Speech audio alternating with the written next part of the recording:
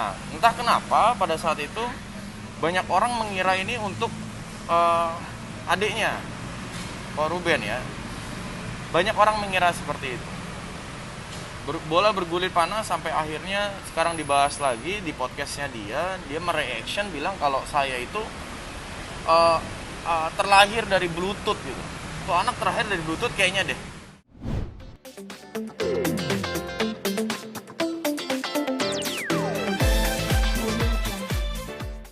Oke, Vi, mungkin Vi bisa dijelasin Vi ini mengenai kemarin yang kamu tanggapi dari vlognya Bensu nih yang soal lahir dari Bluetooth itu seperti apa sih Vi? Mungkin Vi kronologinya Vi. Jadi gini ya, jujur gue sangat menyayangkan public figure yang sudah banyak followersnya sampai lebih dari 10 juta ya kalau nggak salah Instagramnya, ngomong menanggapi tentang diskusi online saya yang sudah 3 bulan yang lalu mengenai pacaran beda agama, ya kan. Sedangkan dasar saya jelas, saya hanya ngajak diskusi, dan diskusi ini pun tidak ditujukan kepada siapapun. Serta di Undang-Undang Indonesia mengenai pernikahan beda agama itu tidak diizinkan dan tidak disahkan. Harus salah satunya pindah. Nah, ini adalah diskusi menarik. Secara agama, beberapa agama pun sepakat untuk, mungkin semuanya ya, sepakat untuk tidak mengizinkan perbedaan agama itu menikah. Secara negara juga sudah jelas. Nah, diskusi ini untuk membuka wawasan bagi kalian, siapapun yang ada di masyarakat Indonesia, ketika perbedaan agama, ketika kalian bisa menemukan satu solusi untuk tidak menjadi perdebatan antara internal keluarga kalian, go ahead. Tapi ketika ini masih menjadi perdebatan di antara keluarga kalian dan akhirnya menjadi perpecahan di keluarga kalian, diskusi gua. Nah, entah kenapa pada saat itu banyak orang mengira ini untuk adiknya, Ko Ruben ya. Banyak orang mengira seperti itu. Bola bergulir panas sampai akhirnya sekarang dibahas lagi di podcastnya dia mereaction bilang kalau saya itu terlahir dari Bluetooth gitu. Tuh anak terlahir dari Bluetooth kayaknya deh. Walaupun itu cuma candaan ya, atau mungkin sarkasme bercanda, tapi apa tidak menyakitkan hati para wanita ya? Apalagi dia kan punya istri, kan pernah melihat proses persalinan itu seperti apa, ya kan?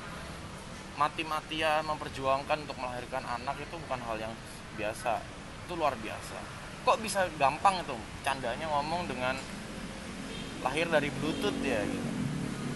Buat gue sih nggak pantas sih, makanya saya bilang lahir dari Bluetooth. Bukannya dia pernah melihat orang melahirkan, pikir dong, ya kan. Kalau pengen bilang saya mungkin unik orangnya nggak seperti dia, ya nggak perlulah mbak proses perlahiran itu kan bukan mencederai saya doang, keluarga saya juga mungkin tercederai. Saya telepon orang tua saya, ibu ini seperti apa bu, kok kayak gini bu, ibu nggak apa-apa ya, Lucy minta maaf ya, ibu nggak sakit hati kan. Kata orang tua saya, ya sudah, maafkan saja, mungkin maksud dia tidak seperti itu, ya sudah. Oke. Tapi kan sebenarnya dari Kata orang tua saya, ya sudah, maafkan saja, mungkin maksud dia tidak seperti itu, ya sudah. Oke. Tapi kan sebenarnya dari awal tuh di notice gak sih nama dari adanya Ruben Onsu atau gimana sih? Sampai detik ini sih saya tidak pernah mengucap ya. Oke. Gitu. Tapi netizen mengira-ngira dari awal dan akhirnya membentuk opini. Sampai saya harus datang ke acara TV, di situ ada sketsanya, ada drama sketsanya yang memang kita harus mengikuti kan. Di situ ada pertanyaan yang mengarah itu buat adiknya, buat Billy Saputra atau buat Jordi Frisley gitu. Ya, ada permainan gimmick di situ lah. Oke. Nah, tapi kan tadi akhirnya tadi sudah kita nih sempat minta konfirmasi dari pihak Bensunya nih. Ya. Katanya malah no comment. Ini tanggapan dari kamu gimana nih? Kamu Ya iyalah no comment, orang dia salah. Orang salah bingung mau komen apa. Masalahnya diomongin adalah lahirnya dari Bluetooth. Aku manusia. Om, saya panggilnya apa nih? Om Ko atau apa? Ko ya kan. Saya menghormati. Saya manusia, sama kayak Anda. Bedanya mungkin saya makan nasi pakai warteg, Anda makan pakai nasi dengan beef mungkin ya, tapi tidak seperti itu juga dong. Harus ngomong dengan orang terlahir dari Bluetooth teknologi. Mungkin saat ini persalinan dengan orang terlahir dari Bluetooth teknologi. Mungkin saat ini persalinan bisa dibantu dengan cara proses Bluetooth ya, dengan alatnya kita kontrol dari jauh. Tapi bukan berarti Bluetooth yang melahirkan saya. Gitu. Ini saya masih nunggu klarifikasinya dia. Kalau dia nggak ada klarifikasinya, mungkin saya akan meningkatkan attention saya, karena jangan sampai ini diikuti oleh banyak orang bercandaan yang sepele menyakitkan hati para wanita. Oke. Saya masih tunggu klarifikasinya dari yang bersangkutan. Oke. Tapi ada nggak sih mungkin kayak pengen di podcast bareng kah atau gimana mungkin sih biar jelas gitu kalian berdua ketemu gitu. Sampai detik ini mas, orang bilang saya berantem sama Yonglek, saya samperin. Orang bilang saya berantem sama Onat, saya samperin ke podcastnya. Siapa lagi? Kalau memang saya mau dipanggil beliau, dimanapun, siapapun yang mau memfasilitasi, memediasi, ayo saya akan datang.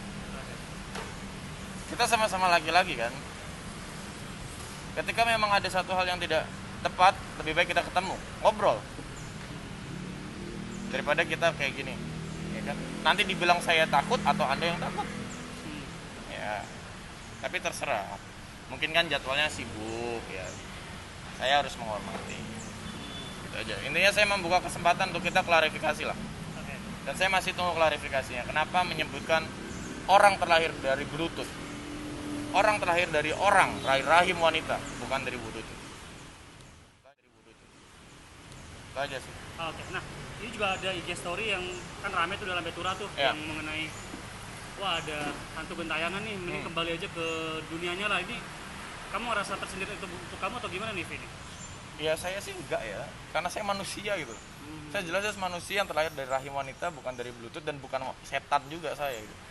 Ya mungkin dia terlalu mempercaya hal seperti itu. Kalau saya tidak percaya dengan hal-hal mistis, tapi saya tahu kalau memang hal mistis itu ada, tapi tidak saya percaya. Jadi kayak menurut saya yang dia lakukan ya over aja sih gitu.